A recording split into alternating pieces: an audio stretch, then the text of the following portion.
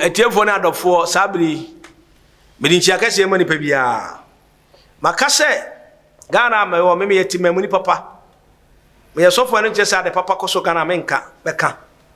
ebe se awiei ma me fancha kase ma me papa alankan chrematic alan cash alan premium alan incoming alan oba na brofu bia ye me depe when is coming is doing when is doing is coming eba eneyo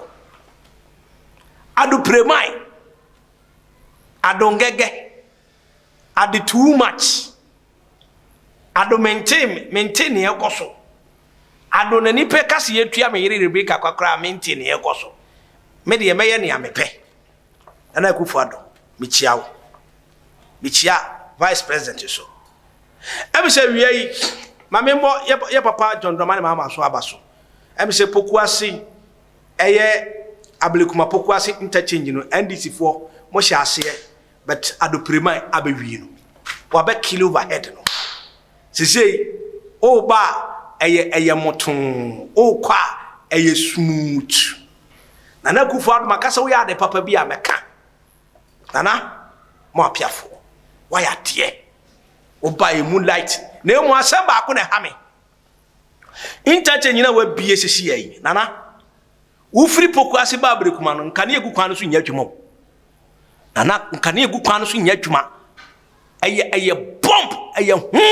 ndi me pato to nsafre ayi road and highways minister no nkwohwe nkane na egu ho no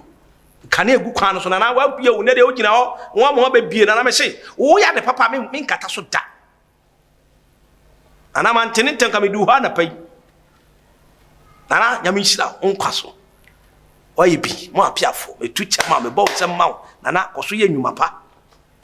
me de me mfon ne nipa bekasa bi apo so fu ya pipini ana wo ya lisini me ma nipa nyina hu se obi ya de papa amom ye nka wa anya ne nya me ba beka Addo primai Addo gentry ne ameka se enkane ana NDC fo ya abrekuma gape kwan a na ba free pokuase a wo de ba no na nkane a kwan so ana ni nyina ya mutu grebu enso ejina na unam sa kwan no so a na wo ba ano odin so light nya wani baba so de ahia menem road and highway minister uji pay entanyansa modi papa ya ko gina mo ko bi obahadi ye mpese bedu na nsape na nkane ya wo so wo nyina nya adwumo na na no bunu hu odin huni nti munso munnim huni na momo man nya smooth momo man na nyonya mombrem na Akufo Addo ko bio se traffic ne ade nyina a taxi driver for men drive basa bia se unim ho aros ne sisuru ho no fa aros ne ya adwuma me mampani na abebie kwan no dem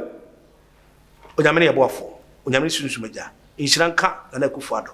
ene na mamu insiraka se ene ne nyam because so wonam poku asepa na da traffic mpi achimota ne se njon so ba traffic gina mu no nye traffic to a papa John mama so wayi bi e ma abo afo piafo why de yanka so nye bi ye because so ba wa bi bi te si abo abaso nye kan se onyame nhira Akufo Addo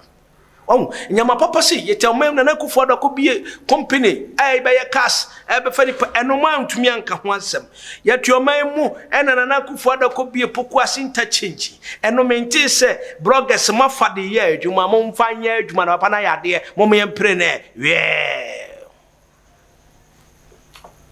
nana na bie hiam sese nkane na egu kwan no so no enkane egu kwan no so efri pokuase besen ko ban yard na Akufo Addo nkane egu kwan no so enso cars ebubu bi sese mo fa mra cars no ebubu light na mo ntuaka mo nye all the cost of the estimate mo fa ma mo na di ifo okura na mimi kita car na me ebu po na mo ntuaka amampani wonkwaso bakache se onyame ma wonkwa na ya hoden na fa bu man ni wi na fa hodie ni otie mra ni ameka se medi prophet Eruka kwesentwi me da support God's Revelation Ministry ano ya wa blekuma gapage William Street me telephone number na twegu TV na sem me telephone number na twegu e bia wo hwe me afna me na me no ni ngomo me sei Akufo Addo overhead na waye no efiri sa poku ase ho eko what do you call it in some kwan no ana potholes egum wo ho no unwie yo potholes a egu kwan ni mu no ana da nyame nko anka odifo ekoto ka twene wo ho na katamfo anyanyen na katamfo anyanyen no bia beka se akwa no kasa mana na Akufo Addo no wanya kaset no omboa bigina me na so na emo na me ka to se nana ma muso untumi nyo overhead fefefe entare ho wo bra me pacho kwan no potholes age aba so wo koche bia nana ho na wonam ho me mampani me president wo kwa ho na wonam potholes no doso enso ho na me tobut esi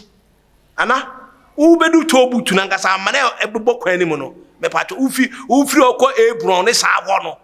ana enkoyie me hrew wa bi overhead die momonto akwa no so nana momonto aso na moman kane amara kwa no so won se me atima ni papa ntina na Akufo Addo me na ma me hwenya ma be ka kire me mpese obi be wa ka kire na yesi ye lamba hye ne ye be ko atia wo nti me ma be ka ne ntem nti om ko fa ba enye ni ne be ni usunu so obeye onyame ne ye bo afo onyame kase ne nitumi omoawo achimi ni ba onu mbre musu na me kan se sori e na hwe se akwan ne so nkane ani so untimi overhead wo bra e ho chapter pon ano ye me bi overhead a na nkane anya adwuma ho nana ma bia tuma ya de na kwan ne so nkane ani so potholes me se free ama poku ase ho no e kwa ama saman ufiri ama samanya wo konsanwom ufiri nsanwom a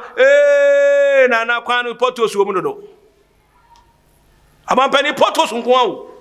ya me kan se mesra wo ana sori woni se me do me poasam potholes afa wo kwasa man kase akwan no ahon so potholes na no so ndisi fo yesi baabi ndisi fo yesi baabi nti monhwe se mbawie kuma ase kwan potholes onyame ne yeboafo ne am kan se ne Akufo Addo ni nyina ne se onyame nhira ne bambo ne tumi ne nkwa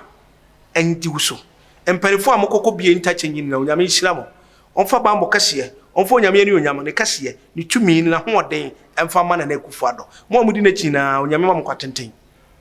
na monhwe se na diskama mo a mo hwe se ne kwa so awoshi ablekuma wurodo traffic light egusu nyina nya adwuma eye pump enya adwuma ana e wona menya serious accident a enya nyame anka mewu ya me na me yiri nyina one Sunday pump one tikitama enkane egukwa ne so nyina nso nti ufi anya market ba ablekuma ho so ye kabi ya me kan se mon sorry tiefo ne nyansafo mo tie me bo se dukura makama medi obi atem hwese won so medi matem kire wadwe onyame mo onye okese odommerema Yesu ono yeboafo asomdwe nkan edase shalom eya